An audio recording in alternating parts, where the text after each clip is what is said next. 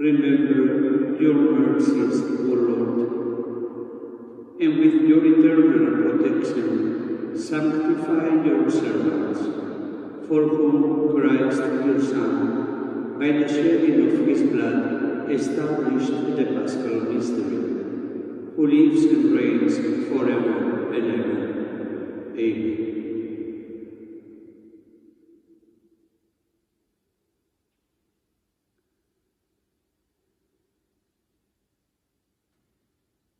A reading from the book of the prophet Isaiah.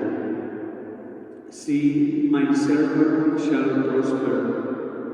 He shall be raised high and greatly exalted.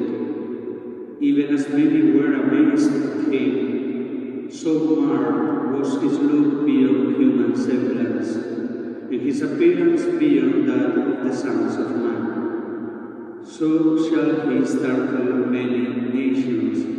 Because of him, kings shall stand speechless. For those who have not been told shall see, those who have not heard shall ponder it. Who would believe what we have heard? To whom has the arm of the Lord been revealed? He grew up like a sapling before him, like a shoot from the parched earth. There was in him no stately bearing to make us look at him, nor appearance that would attract us to him. He was burned and avoided by people, a man of suffering, accustomed to infirmity, one of those from whom people hide their faces, spurned, and we held him in no esteem. Yet it was our infirmities that he bore, our sufferings that he endured. While we thought of him as stricken, as one smitten by God and afflicted, but he was pierced for our offenses, crushed for our sins. Upon him was the chastisement that makes us whole. By his stripes we were healed.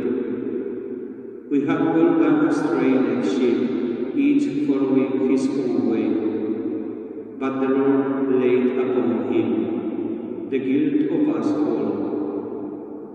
Though he was harshly treated, he submitted, and opened not his mouth. Like a lamb led to the slaughter, or a sheep before the shearers, he was silent and opened not his mouth. Oppressed and condemned, he was taken away. And who would have thought any more of his destiny when he was cut off from the land of the living and smitten from the sin of his people?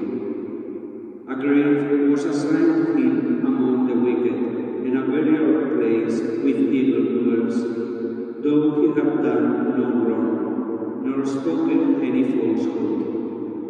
But the Lord was pleased to crush him in infirmity. If he gives his life as an offering for sin, he shall see his descendants in a long life, and the will of the Lord shall be accomplished through him. Because of his affliction, he shall see the light in fullness of days. Through his suffering, my servant shall justify many, and their guilt he shall bear. Therefore, I will give him his portion among the great, and he shall divide the spoils with the mighty, because he surrendered himself to death, and was counted among the wicked. And he shall take away the sins of many, and win pardon for their offenses. The word of the Lord. Thanks be to God. Father, into your hands I commend my spirit. Father, into your hands I commend my spirit. In you, O Lord, I take refuge. In your justice, rescue me. Into your hands I commend my spirit. You will redeem me, O Lord, O faithful God. Father, into your hands I commend my spirit. For all my foes I am an object of reproach, a laughing stock to my neighbors, and a dread to my friends. They who see me abroad flee from me. I am forgotten like they are remembered dead. I am like a dish that is broken. Father, into your hands I commend my spirit. But my trust is in you, O Lord. I say, you are my God. In your hands is my destiny. Rescue me from the clutches of my enemies and my persecutors. Father, into your hands I commend my spirit. Let your face shine upon your servant. Save me in your kindness. Take courage and be stout-hearted, all you who hope in the Lord. Father, into your hands I commend my spirit. From the letter to the Hebrews. Brothers and sisters, since we have a great high priest who has passed through the heavens, Jesus, the Son of God, let us hold fast to our confession. For we do not have a high priest who is unable to sympathize with our weaknesses, but one who has similarly been tested in every way, yet without sin. So let us confidently approach the throne of grace, to receive mercy and to find grace for timely help. In the days when Christ was in the flesh, he offered prayers and supplications with loud cries and tears to the one who was able to save him from death, and he was heard because of his obedience.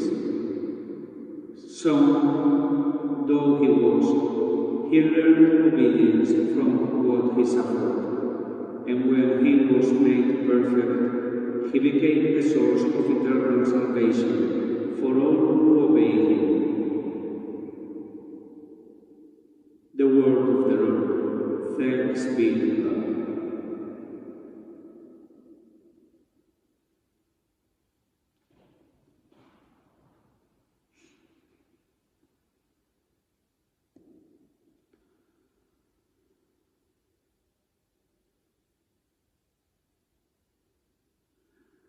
Christ became obedient to the point of death, even death on a cross. Because of this, God greatly exalted him and bestowed on him the name which is above every other name.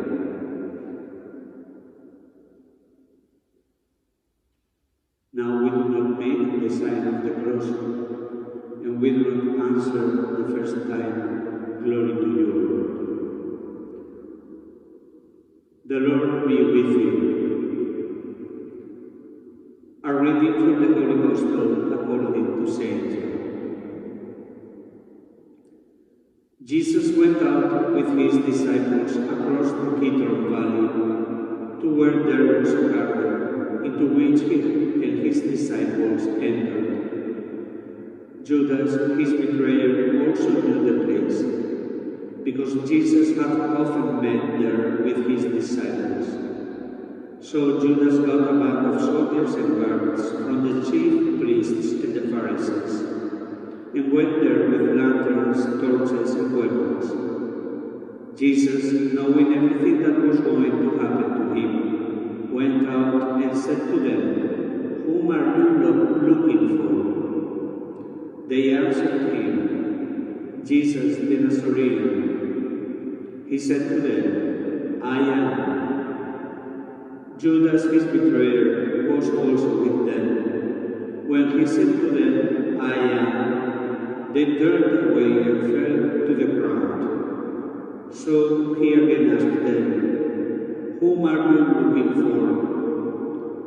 They said, "Jesus the Nazarene." Jesus answered, I told you that I am. So if you are looking for me, let this man go. This was to fulfill what he had said. I have not lost any of those you gave me. Then Simon Peter, who had a sword, drew it, struck the high priest's slave and cut off his right ear. The slave's name was Malchus. Jesus said to Peter, put your sword into its scabbard. Shall I not drink the cup that the Father gave me?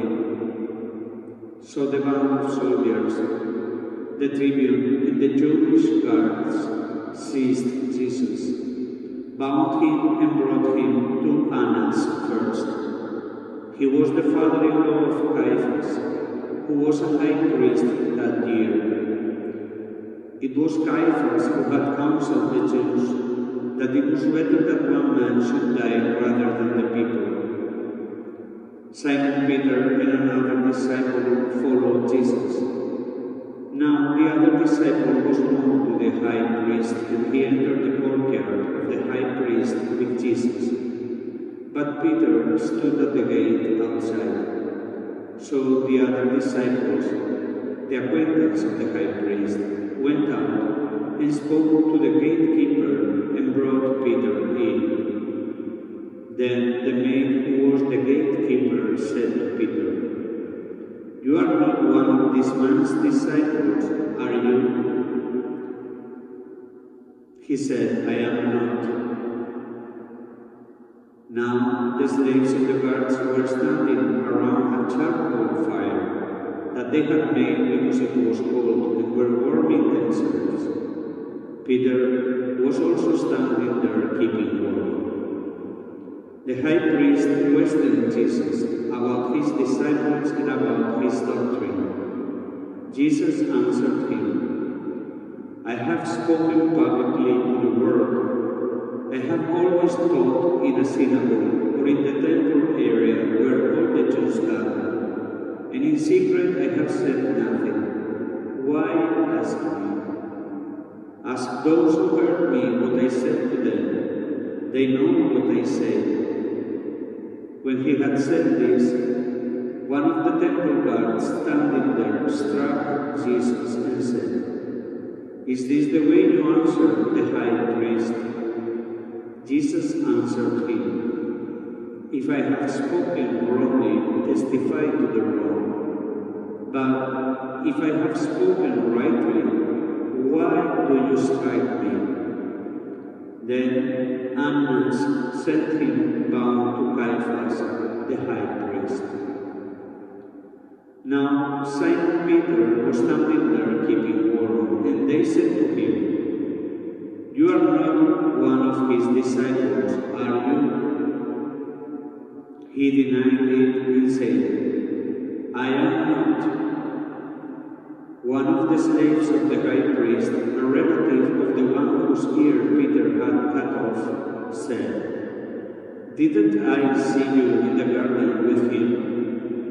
Again Peter denied it, and immediately the cock crowed. Then they brought Jesus from Caiaphas to the praetorium. It was morning, and they themselves did not enter the praetorium in order not to be defiled, so that they could eat the Passover. So Pilate came out to them and said, what charge do you bring against this man? They answered and said to him, if he were not a criminal, we would not have handed him over to you. At this Pilate said to them, take him yourselves and judge him according to your law. The Jews answered him, we do not have the right to execute anyone. In order that the word of Jesus might be fulfilled, that he said indicating the kind of death he would die. So Pilate went back into the praetorium and summoned Jesus and said to him, are you the king of the Jews? Jesus answered, Do you say this on your own, or have others told you about me? Pilate answered, I am not a Jew, am I? Your own nation and the chief priests handed you over to me. What have you done? Jesus answered, My kingdom does not belong to this world. If my kingdom did belong to this world, my attendants would be fighting to keep me from being handed over to the Jews. But as it is, my kingdom is not here. So Pilate said to him, Then you are a king? Jesus answered, You say I am a king. For this I was born, and for this I came into the world, to testify to the truth. Everyone who belongs to the truth listens to my voice. Pilate said to him, What is truth? When he had said this, he again went out to the Jews and said to them, I find no guilt in him, but you have a custom that I release one prisoner to you at Passover. Do you want me to release to you the King of the Jews? They cried out again, Not this one, but Barabbas. Now, Barabbas was a revolutionary. Then Pilate took Jesus and had him scourged. And the soldiers wove a crown out of thorns and placed it on his head, and clothed him in a purple cloak. And they came to him and said, Hail, King of the Jews! And they struck him repeatedly. Once more Pilate went out and said to them, Look, I am bringing him out to you, so that you may know that I find no guilt in him. So Jesus came out, wearing the crown of thorns and the purple cloak. And he said to them, Behold the man. When the chief priests and the guards saw him, they cried out, Crucify him! Crucify him! Pilate said to them, Take him yourselves and crucify him. I find no guilt in him. The Jews answered, We have a law, and according to that law he ought to die, because he made himself the Son of God.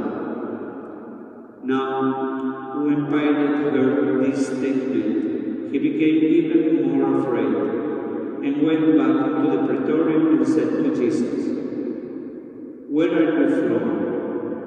Jesus did not answer him. So Pilate said to him, Do you not speak to me? Do you not know that I have power to release you and I have power to crucify you? Jesus answered him, You would have no power over me if it had not been given to you from above. For this reason, the one who handed me over to you has the greater sin. Consequently, Pilate tried to release him, but the Jews cried out, If you release him, you are not a friend of Caesar. Everyone who makes himself a king opposes Caesar. When Pilate heard these words, he brought Jesus out and seated him on the judge's bench, in the place called Stone Pavement, in Hebrew, Gabbatha. It was preparation day for Passover, and it was about noon. And he said to the Jews, Behold your king. They cried out, Take him away, take him away, crucify him. Pilate said to them, Shall I crucify your king? The chief priests answered, We have no king but Caesar. Then he handed him over to them to be crucified. So they took Jesus and carrying the cross himself, he went out to what is called the place of the skull, in Hebrew, Golgotha. There they crucified him, and with him 2 others, one on either Jesus in the middle. Pilate also had an inscription written and put on the cross. It read, "Jesus the Nazarene, the King of the Jews."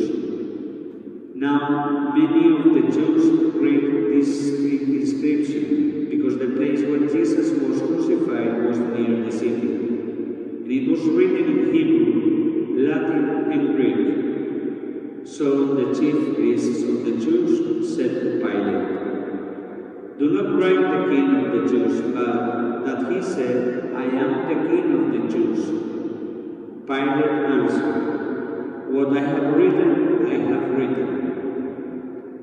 When the soldiers had crucified Jesus, they took his clothes and divided them into 4 shares, a share for each soldier.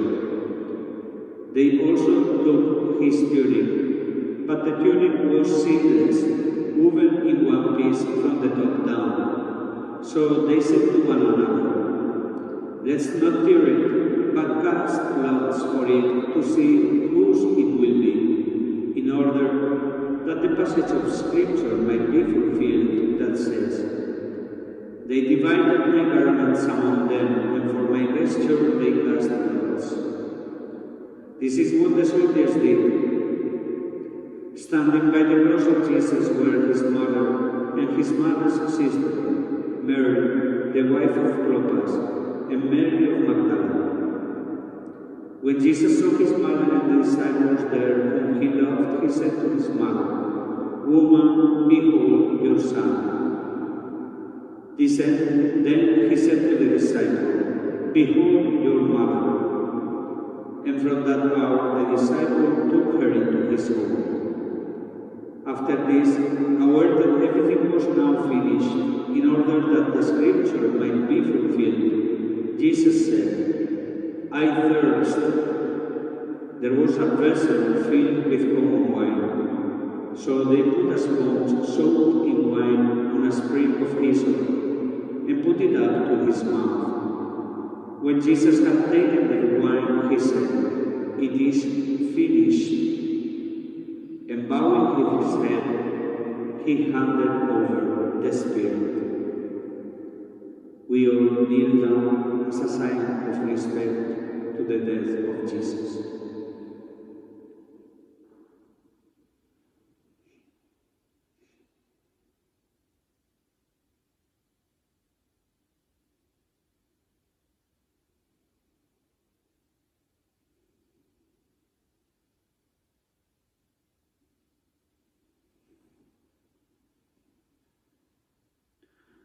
Now, since it was preparation day, in order that the bodies might not remain on the cross on the Sabbath, for the Sabbath day of that week was a solemn one, the Jews asked Pilate that their legs be broken and that they be taken down. So the soldiers came and broke the legs of the first and then of the other one who was crucified with Jesus. But when they came to Jesus and saw that he was already dead, they did not break his legs. But one soldier thrust his lance into his side, and immediately blood and water flowed out. An eyewitness has testified, and his testimony is true. He knows that he is speaking the truth, so that you also may come to believe. For this happened so that the Scripture passage might be fulfilled. Not a bone of it will be broken. And again another passage says, "They will look upon him whom they have pierced."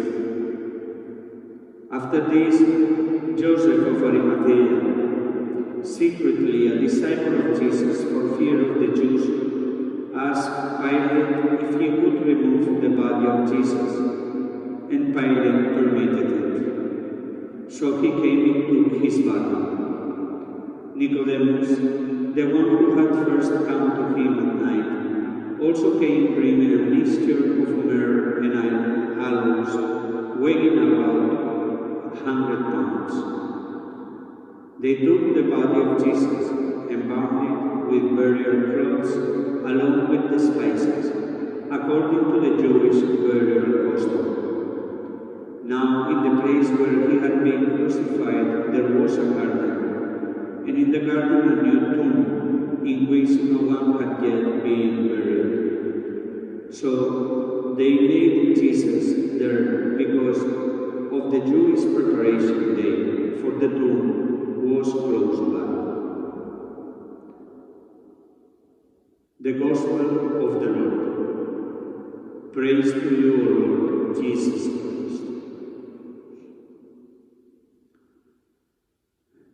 Dear brothers and sisters, we are in the epicenter of the celebrations of the Paschal Triduum. This adoration of the cross, and the Word has helped us to enter into this mystery of salvation, because this is really a mystery. Because even if we live 1,000 lives, we won't be able to understand the depth, the greatness, the big event that represents this crucifixion, this surrendering Jesus his own life for our salvation. Because no man should endure what he endured. No man should suffer what he suffered. And yet he decided to hand over freely his life for our salvation, knowing that the suffering was going to be terrible. But he was sparing us for our own suffering, because he knew his suffering had a redeeming power. The power to rescue us from death, to rescue us from slavery to sin, to rescue us from eternal condemnation. And he chose to be cursed, because the scripture says, "Cursed be the man who hangs on a tree," and he hung on the tree of the cross. He rather be the cursed one in order to us to achieve salvation. For me, this day is a very special day too, because in front of the cross of Jesus Christ, and I hope you have the same experience, I have no defense. I cannot make excuses. I cannot deny that this happened because of me, because of my sins, because of my unfaithfulness, because of my lack of charity, because of my laziness, because of everything that I have done wrong in my life. This has been done for me. This has been done by me. And the only thing that I can answer with in front of the cross is gratitude. Gratitude because the Lord has not taken over his shoulders the scandal of my sins, but my sins, only my sins. And he has returned to me grace after grace. I hope all of us, we are able to understand this mystery of salvation, because the cross is nothing easy to carry, is nothing pleasurable to carry. But in the cross is the only place where we find strength, because we are called to strip from ourselves, from our concupiscence, from our self-content, from our selfishness, and to bear the garment of light of Jesus, which will be our next celebration, Easter Sunday, where we will, together with the Paschal candle, receive the light of the salvation of Jesus Christ. But this is the moment to adore the cross. Imagine that there are only two things that we adore, two objects that we adore in our liturgies in the Catholic Church. One is the cross, that when we have the chance, not now, but when we have the chance, we kiss the cross. Because the Church invites us to kiss the suffering, the things that destroy us, to adore that place where we think we are going to die, and instead it's not us, but as we have heard in the first reading, it's Jesus who dies there. Is the one taking the place, our place in the cross. We should be the ones hanging there. But Jesus Christ has spared us from that suffering, from that punishment, and He has received the punishment on our behalf. This is a great mystery, because we are invited to kiss all those things that scandalize us, our weaknesses, our fears, our doubts, our laziness, our lack of love, our lack of patience, our hardness of heart. And we kiss it because we know that the Lord has redeemed our nature. That's why there is a second object that we revere, we adore in the Christian Catholic Church liturgy, which is baby Jesus. You remember during Christmas time, we are offered baby Jesus to be kissed. And that adoration is the same as this one. We are adoring the same thing. Because during Christmas, when we kiss Jesus, we kiss the flesh that God has taken, our own flesh, our weak flesh, our flesh that rottens, our flesh that dies, disappears, and becomes dust. Our flesh that many times only looks for pleasure and tranquility, and not for the good of others. Our flesh that is really earthly, not divine. Our body became divine because of the breath of God over the bones and flesh He created. And His Spirit made us persons. His Spirit gave us His nature, the divine nature. But our reality, our base, our foundation is earthly. And we kiss that earthly reality because God, by His incarnation, by taking our flesh, has made divine our body. And we are not scandalized of our weakness.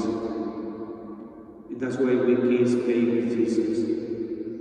Because we kiss our reality and accept it and say, God has created everything good. And that is the beginning. Today is the conclusion. That's why we kiss again the body of Jesus, the cross of Jesus, as a sign that process of redemption, that process of becoming divine starts here. Starts with the incarnation of Jesus, and it is accomplished here in the cross. Remember one thing that's said in the Gospel at the end. From that body of Jesus Christ, when the soldier pierced his side with the lance, water and blood flowed.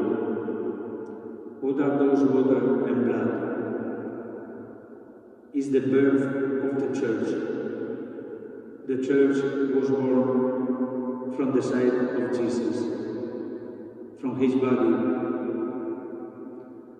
That's why it's so important for us to receive the body of Jesus Christ, even spiritually. Because from that body flows every grace that we have in our lives, in our church, in our liturgies, in our world. From the side of Jesus flows the mission of the church of giving life. Water as a sign of life, blood as a sign of life. Two signs of life that gives life to the world, and from which we nourish. That's why we adore the cross today, because it has been the altar where the body of Jesus has been placed. That's why you see today all the signs of the church are minimal. No clothing for the altar, because that is our altar today. The cross of Jesus Christ, no flowers, only lights like at a funeral mass. Lights that show us where is the body, where is the dead. But we know something, and that is the hope that makes us walk and endure this suffering, this terrible suffering of Jesus, as we have heard in the first reading. That this story is gonna end up in light, in resurrection, in victory over death. So I once more invite you to live in intimacy with Jesus these days, today and tomorrow, and be ready for his resurrection. Be ready to rise from death with him.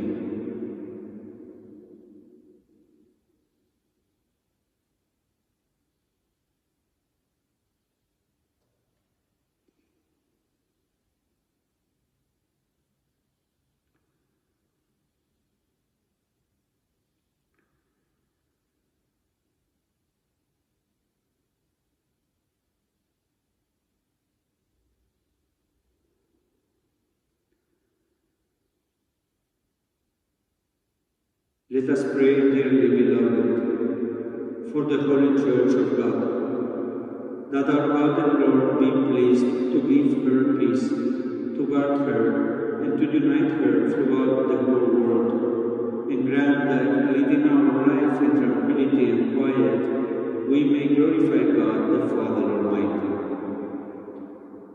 We make a pause in silence. We pray for this intention for the Holy Church.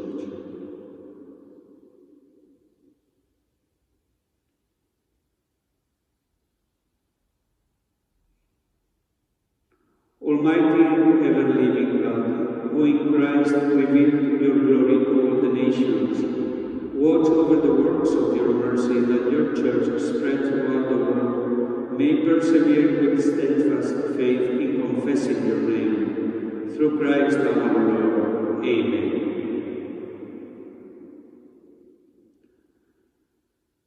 Let us pray also for our most holy Father, Pope Francis, that our God and Lord, who chose him for the order of bishops, may keep him safe and unharmed for the Lord's Holy Church to govern the holy people of God.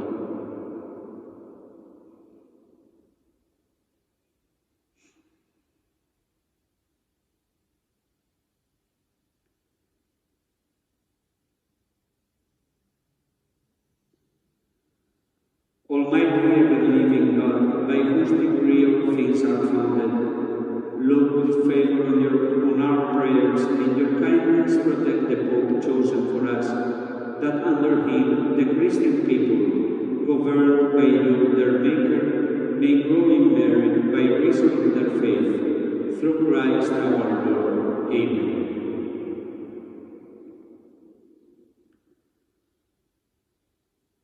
Let us pray also for our bishops, for all bishops, priests, and deacons of the Church, and for the whole of the faithful people.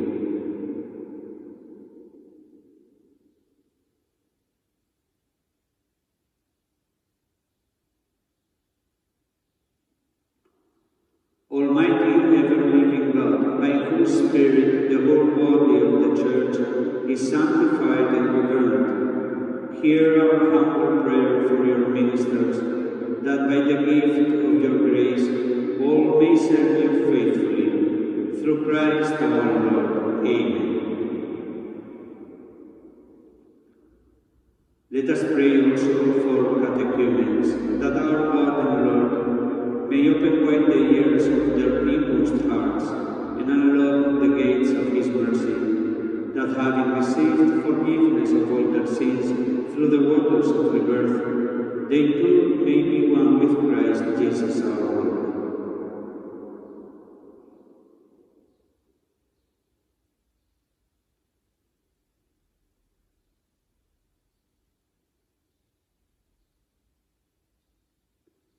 Almighty ever-living God, who make your Church ever fruitful with new offspring, increase the faith and understanding of catechumens, that reborn in the font of baptism, they may be added to the number of your adopted children. Through Christ our Lord. Amen.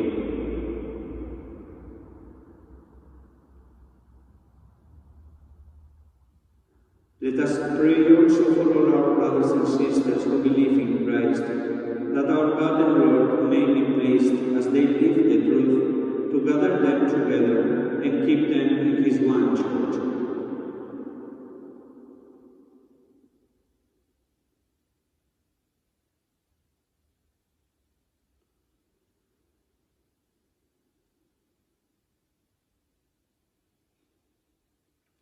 Almighty and ever-living God, who gather what is scattered and keep together what you have gathered, look kindly on the flock of your Son, that those whom one baptism has consecrated may be joined together by integrity of faith and united in the bond of charity. Through Christ our Lord. Amen. Let us pray also for the Jewish people, to whom the Lord our God spoke first, that he may grant them to advance in love of his name and in faithfulness to his covenant.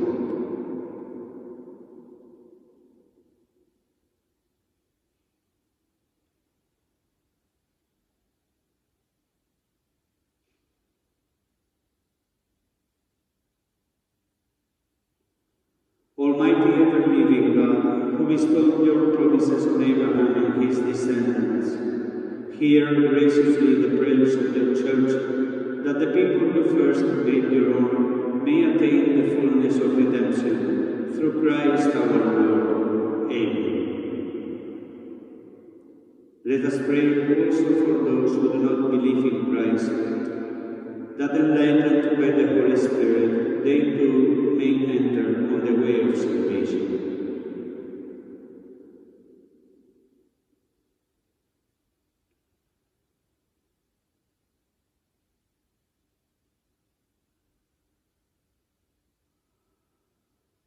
Almighty ever-living God, grant to those who do not confess Christ, that by walking before you with a sincere heart, they may find the truth, and that we ourselves, being constant in mutual love, and striving to understand more fully the mystery of your life, may be made more perfect witnesses to your love in the world. Through Christ our Lord. Amen.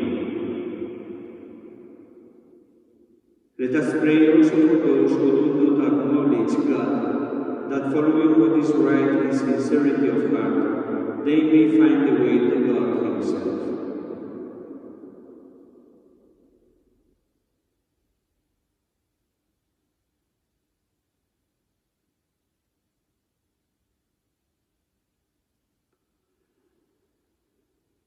Almighty ever-living God, who created all people to seek you always by desiring you, and by finding you come to rest, grant, we pray, that despite every harmful obstacle, all may recognize the signs of your fatherly love and the witness of the good works done by those who believe in you, and so in gladness confess you, the one true God and Father of our human race. Through Christ our Lord. Amen. Let us pray also for those in public office, that our God and Lord may direct their minds and hearts according to His will for the true peace and freedom of all. Especially we ask the Lord's enlightenment for them during this pandemic crisis, so that they will take the right decisions respecting human lives and rights.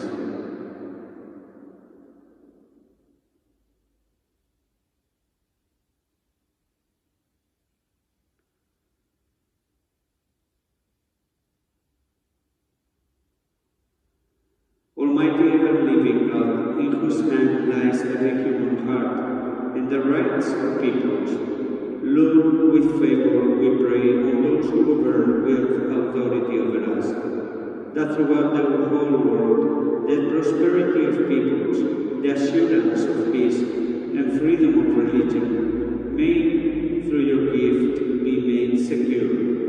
Through Christ our Lord. Amen. Let us pray, dearly beloved, to God the Father Almighty, that they may cleanse the world of all errors, banish disease, drive out hunger, unlock prisons, loosen fetters, granting to travelers safety, to pilgrims return, health to the sick, and salvation to the dying.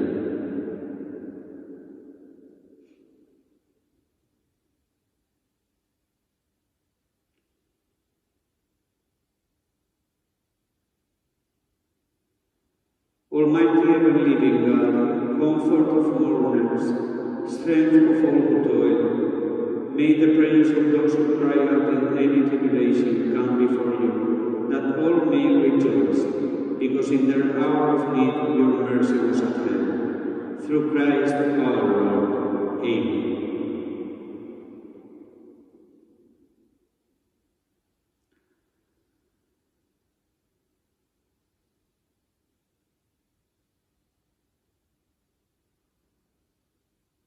Let us proceed now to the adoration of the cross.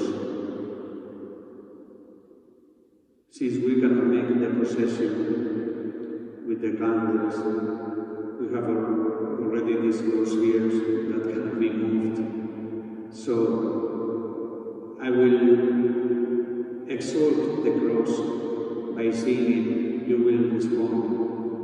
I will say, behold the wood of the cross on which hung the salvation of the world. And you answer, come, let us adore, by singing. It's very easy. I will do it 3 times until I get near the cross. Behold the wood of the cross, on which hung the salvation of the world. Your response. Come, let us adore.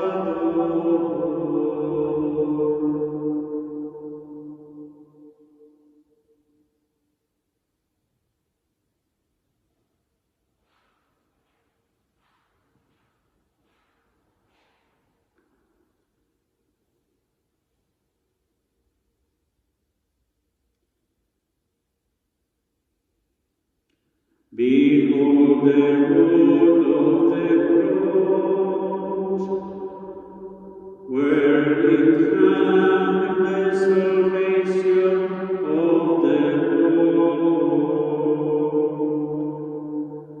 Come, let us adore.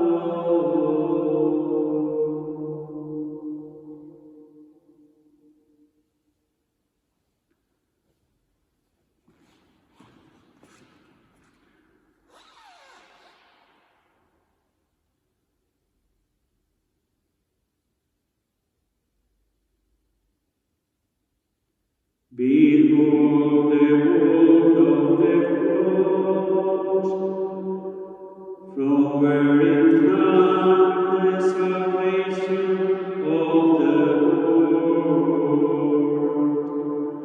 Come, let us adore.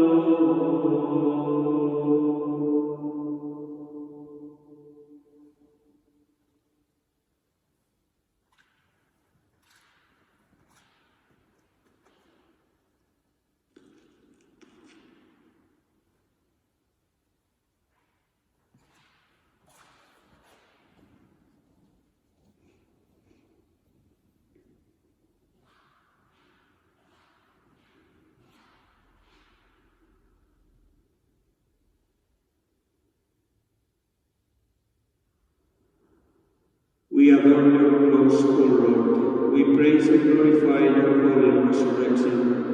For behold, because of the wood of a tree, joy has come to the world. May God have mercy on us and bless us. May he let his face shed its light upon us, and have mercy on us. We adore.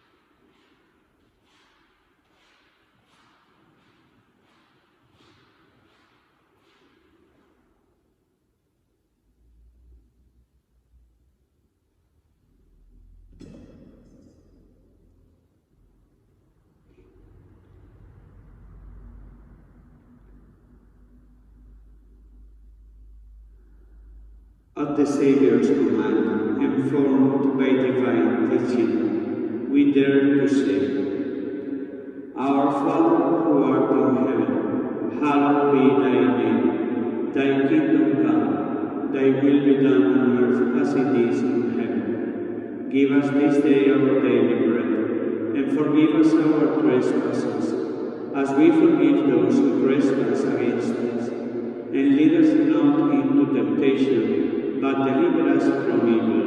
Amen. Deliver us, Lord, we pray, from every evil. Graciously grant peace in our days, that by the help of your mercy we may be always free from sin and safe from all distress, as we await the blessed hope and the coming of our Saviour, Jesus Christ. For the kingdom and the power and the glory are yours, now and forever.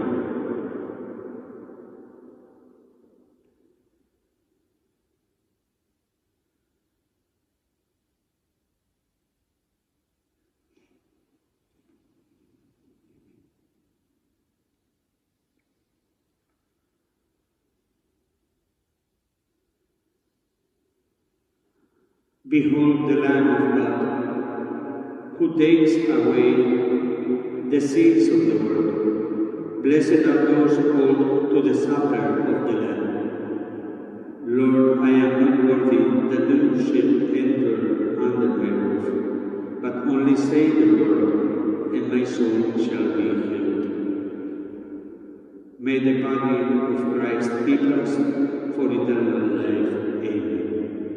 I invite you to make now spiritual communion,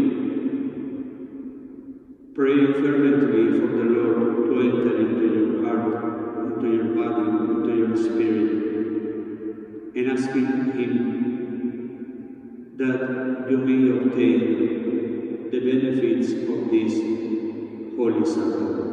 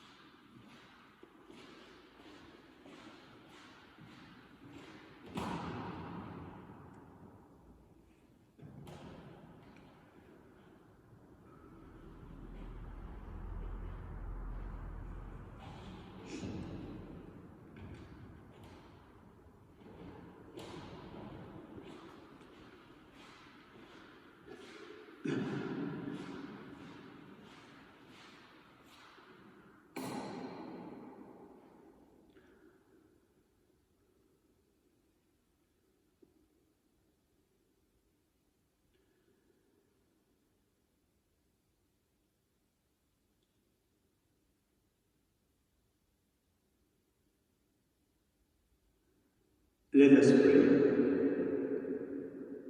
Almighty and ever-living God, who have restored us to life by the blessed death and resurrection of your Christ, preserve us in the work of your mercy, that by partaking of this mystery, we may have a life unceasingly devoted to you. Through Christ our Lord. Amen.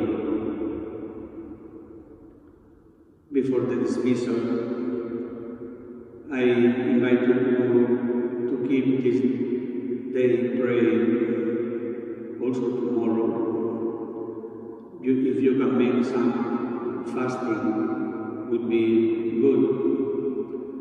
Not the whole day of tomorrow, but just at the moment to fast a little in order to prepare ourselves for the big celebration of the resurrection.